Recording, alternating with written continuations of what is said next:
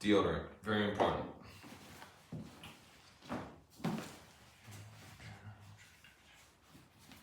Josh and I pack very differently. You'll see.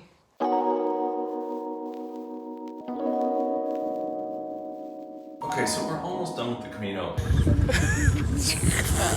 And I think that both Lisa and I are finally happy with the stuff that we brought along with us on the Camino. We've walked about 150 to 200 miles so far. And yeah, I think we got it down. So here it is, everything that I brought with on the Camino. And so far I haven't really needed anything else, so this is a pretty good place to start. Let's start with the clothes first. So I brought some quick dry shorts, and that's all that I've been wearing. I have 2 pairs of those, 3 pairs of underwear, and I like the Pair of Thieves brand. They're just a synthetic quick dry underwear that's really comfortable to wear. If you are purchasing underwear for this, I would recommend buying the longer ones, not the shorter ones. The longer ones seem to do better when you're hiking for a long period of time. I brought some extra layers. These are just super thin leggings that normally use for workouts, but wore these not very often. It just didn't get very cold. All of this packing list that we're talking about today is just for summer. So if you're packing for winter, obviously you're gonna bring a lot more stuff. I also brought another upper layer just in case it got cold. But 3 t-shirts, I just wear the exact same t-shirt every single day. I just have 3 of them. It's just the Pair of Thieves regular black undershirt. And this thing has been great so far. Absolutely held up through everything. They're not exactly quick dry. Is any of it dry? No. So since you're doing hand laundry every day, you kind of need it to be a sunny day to get them all the way dry. But so far they've been doing all right. 3 pairs of socks, the Darn Tough no-show socks. These are absolutely a requirement for any long-term hiking. These are the best socks in the business. I wouldn't wear anything else. Oh my god. Oh, look at your tan line. I know, my sock tan. Josh, you can take your socks off. Obviously it's 2021 right now, so you're gonna definitely need a mask everywhere that you go. A sleep sack. Now this is crucial if you're staying in hostels more. If you're staying in private rooms, you probably don't need to bring this, but I think either way I would bring one with me. You can choose between silk or polyester, but I would go with polyester because it's a little warmer. And most of the time when you're at the Everglades or the hostels, they won't provide you with a blanket, so you'll need some way to keep yourself warm at night. Flip-flops. Absolutely crucial. Every single day, as soon as you get to your accommodation, they're gonna tell you to take your shoes off and leave them at the front door. But as a result of that, you're gonna end up wearing your flip-flops, sandals around at night. Quick dry towels. This is the Euphoria towel. You definitely need one. A lot of the hostels will not provide you with a towel, so you need to bring your own. A couple of plastic baggies. We use these almost every single day just to carry our toiletries or anything that gets wet along the way if it rains. Random toiletry items, toothbrush, nail clippers, floss. You know what you need. Some money, some cash. You're definitely gonna need euros when you're on this. And then all of the various chargers and cables, whatever you need for your phone. But I think the highlight of this is definitely the backup battery pack. You're gonna need some way to charge your stuff when you're walking or during the day. And of course the super multi-port charging adapter thing. Obviously you're in Europe, so they're gonna have a different plug than you have back at home. And some rope and carabiners. This is for hanging up your clothes after you hand wash them. Hand washing your clothes is definitely the way of the Camino. Bring some rope to hang up clothes no matter where you are. A lot of places will have an area for you to hang clothes out outside, but if it's raining, bring some rope. You gotta have one of these. Protect your neck when you're walking outside every single day. Looking good. Thank you, I feel good. It makes you look dumb, but it works. Your actual hiking shoes, trail runners, were perfect for us. We each bought the Ultra Lone Peak 5s, and they're honestly the best shoes that I've ever worn. Walking stick. We started without this.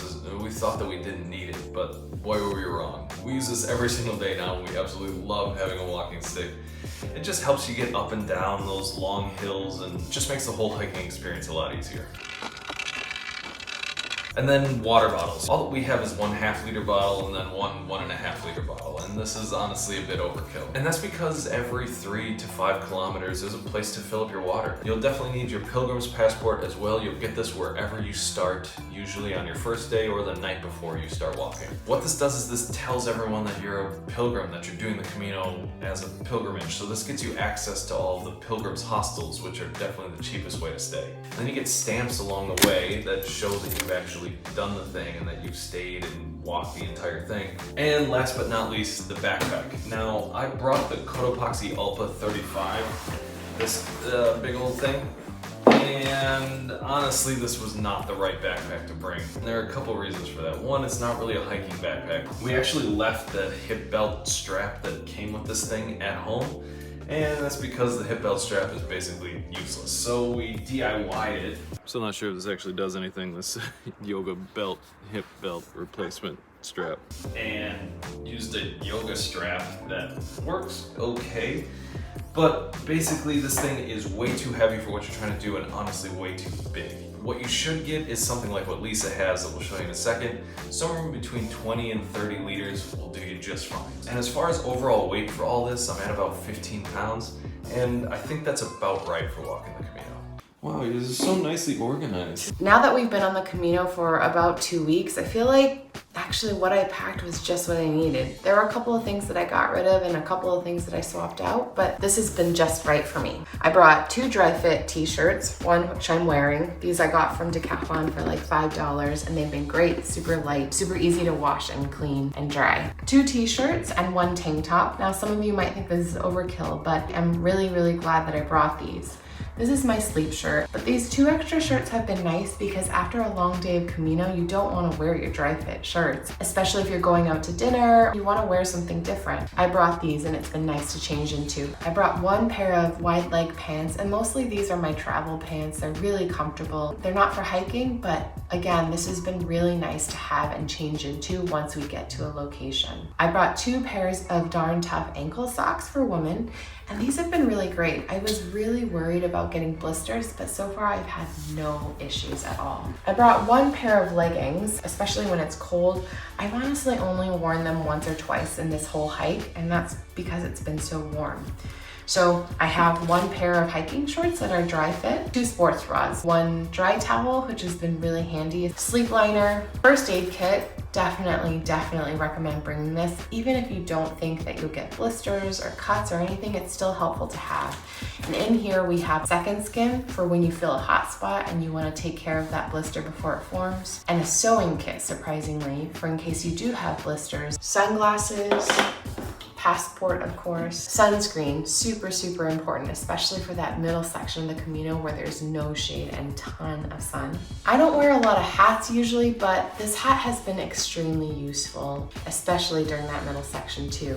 I brought a few pairs of underwear, and actually I think probably I packed too many because we're hand washing most of our clothes every day anyway. This bag is full of all the medication and things that we might need along the way, like ibuprofen. A couple of big plastic bags of just random things. This is my bag of toiletries. I even brought a couple of these packs of body washes because a lot of the albergues and hostels don't provide shampoo and body wash. Mask. Something that I learned as a tip from other people that have done the Camino before is to always make sure to bring a little bit of extra toilet paper from the last place that you stay in, because when you're walking miles and miles with no toilets, no bathrooms in sight. So just bring a little bit extra for the day. So as far as shoes go, I may have packed a little bit too much, but I'll explain why. I brought my trail runners, which has been really great for the Camino. I brought my slippers for showering, for general just walking around and letting my feet be free. But I also packed my Tiva sandals. This may have been overkill, but I thought that also they provided a lot of support for the days that we were walking around the towns and the villages, but I didn't want to wear slippers. And I brought these just in case my shoes somehow fell apart or something went wrong. So many shoes just like this one along the way. Seems like this hike, especially with how hard it is where a lot of pair of shoes go to die. These were 1 extra backup in case I needed to wear them. My walking stick, which we picked up in one of the small villages at the very beginning, has been super helpful. I just find that it keeps us motivated. A little bit extra push when we're walking, and it keeps me going. Touche! Very nice. Finally, this is my pack. Now, this is different than the Cotopaxi pack that we brought for the entire trip. And I'm really glad that I ended up buying this. We ended up shipping my Cotopaxi bag with all the things that we didn't need for the Camino up ahead to Santiago. And I bought this from the local Decathlon. This is a 30-liter bag that has a hip belt, has 2 water bottle holders, and just everything that you need for backpacking. With all of this, I probably only fill it up halfway. and it's perfect. It feels lightweight and it feels supportive. On top of the Pilgrim Passport that you can't forget, wherever you start, you're probably gonna see these shells along the way. We started in St. John Pied de Port, where this came with our Pilgrim Passport, so we put it in our packs to indicate that we're pilgrims walking the Camino. Buen Camino. Just a quick note about bed bugs on the Camino. This is one of the most Googled topics about this, and honestly, one of the things that we were most worried about. And I think truthfully, there's not really any real reason to be worried anymore. Most of the hostels that you stay in will have changed all of their bedding to be more of this like pleather type, especially in the pod hostels. We never really felt worried about this once we actually started on the Camino. I'm not saying that getting bed bugs is impossible, but so far we haven't met anyone who's actually gotten them, and I don't really think that we will. If you enjoyed this and this was useful to you, please consider subscribing. It's totally free and it would mean the world to us. We're gonna put links to everything down below so you can find it. And if you have any specific questions, just throw them down in the comments below. Lisa's hair off of everything. Put this side. Hi, kitty. What do you got to tell us? So many things to say.